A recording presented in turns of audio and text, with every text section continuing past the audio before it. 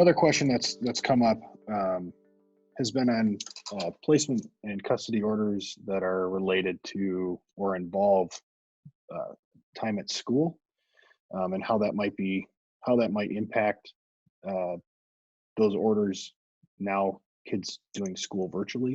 So how might that be handled? Or Kelley, can you give a little more context on some of those questions? Yeah, largely it's around, why, the non-placement parent is wondering, the kids are at school anyway, why can't I have more time? Why don't I have the opportunity to be that person that's helping my child assist this virtual learning experience that they're having to go through at this point? So not necessarily wanting to change it, but there's also the question of if placement is supposed to, or the exchange is supposed to happen Friday after school. Well, does that parent who's supposed to be picking up still have to wait till 3 o'clock, even though the child's at home? So kind of along those lines, if you could elaborate. Holly, how would you think through some of those scenarios?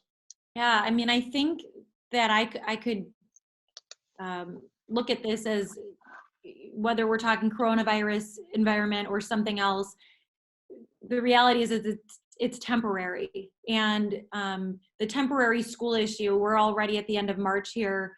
The school year only goes to the end of May, traditionally. So we're talking a 2-month time frame, which then we flow into summer, and that wouldn't impact the placement schedule.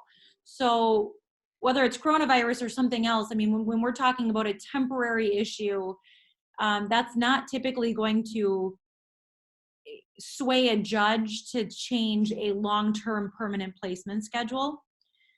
So I can understand the ask, but I wouldn't be highly confident that we could sway a judge to make any long-term permanency changes for custody and placement based on this temporary pandemic we're experiencing. Yeah, Toby, anything to add there on that one? I don't think so. I think I try to function under the don't be a jerk rule.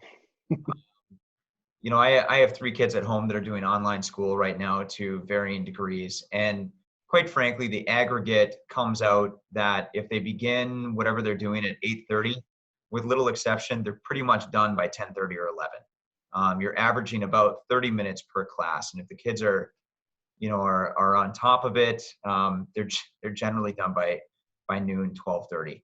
So I would just communicate openly, and there's really no reason, if there's a viable Wi-Fi network, where they can't do an exchange earlier, especially if both parents are working from home.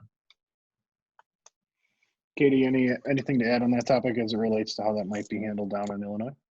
Yeah, I think that the consensus, at least from Cook County in particular, is that whatever the original order entered holds, that's what people should be abiding by. So if your original order indicates that you pick up at a specific time from school, and if there's a time designated, you're making that same pickup at the other person's house. And I know that there was a general order issued out of Cook County that indicated that regular parenting time schedules control in these types of instances, and access to a child is not going to be affected by a school closure.